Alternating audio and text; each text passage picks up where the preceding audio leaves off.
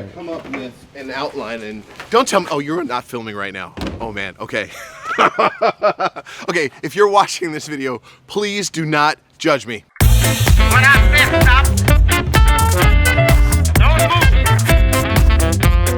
When I say get it. Hi, my name is Mike Veny and welcome to my YouTube channel. If you are new, hello. And if you are returning, hello. Please make sure you subscribe. I come out with videos every week. I'm a mental health speaker, author, and writer, and today I want to talk about diversity and inclusion. It's a popular subject that we hear about, and to sum it up, we are working hard in this world to make sure everyone feels included and supported, and when we do that in the workplace, people get more done. People can make better decisions together. They can produce better results and become more profitable. So it's really important that we address diversity and inclusion. And mental health, in my opinion, is actually the forgotten part of diversity and inclusion. We look at it as two separate things. There's mental health and diversity and inclusion. And today I just want to talk to you briefly about why mental health is actually the foundation of it, in my opinion. If you are not mentally well, it's going to affect how you interact with people. In fact, I say this all the time. Mental health challenges and people challenges go hand in hand. You can't have one without the other. And if you think about that, someone who's struggling with a mental health challenge is definitely struggling with people.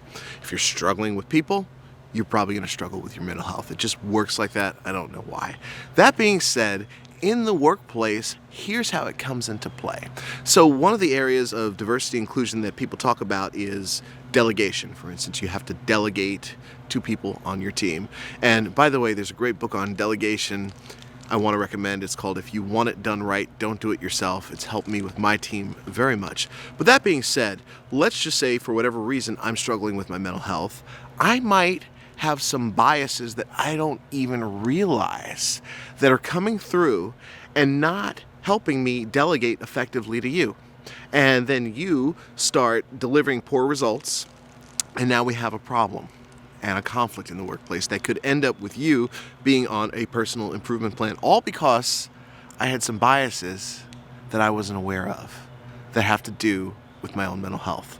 When you address your own mental health, you get to discover things about yourself and gain a new level of awareness, and that helps you notice different biases that you might be carrying around with you. Now, I want to be real. We all have biases.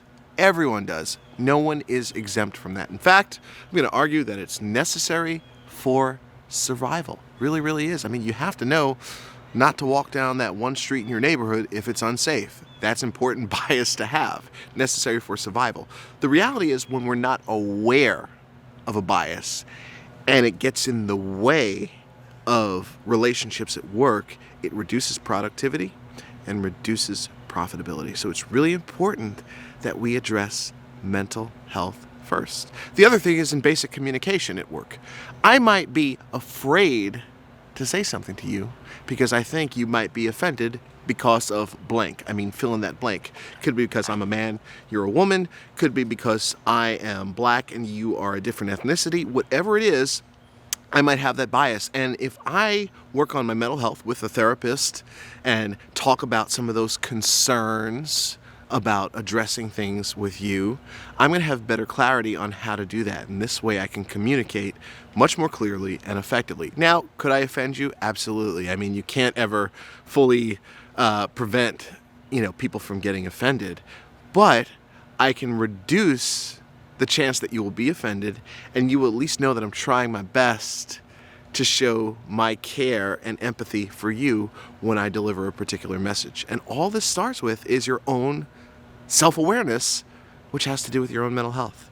When you go to therapy, it's really important to understand that therapy is not just for your mental health struggles like depression, anxiety, obsessive compulsive disorder. Yes, it's important to go to therapy for that, but therapy is also about self-discovery. There's what you know about yourself, what you don't know about yourself, and what you don't know that you didn't even realize you didn't know about yourself. And that's where therapy can help you. So when it comes to diversity and inclusion, I encourage you to look at mental health as the foundation of it before you start looking at the other things that are there, like stereotypes and biases and all that other stuff that is equally as important. That being said, my name is Mike Veny. Thank you so much for tuning in today. If you enjoyed this video, please click the thumbs up. If you didn't like it, that's okay too. Click the thumbs down, and please leave a comment below. I would love to know your thoughts on how your own mental health affects communication in the workplace. I just would love to get your thoughts on that. Also, if you think someone else would find this video helpful, please share it with them. And again, if you haven't done so, please subscribe. Until next time, have a wonderful day and take care of your mental health.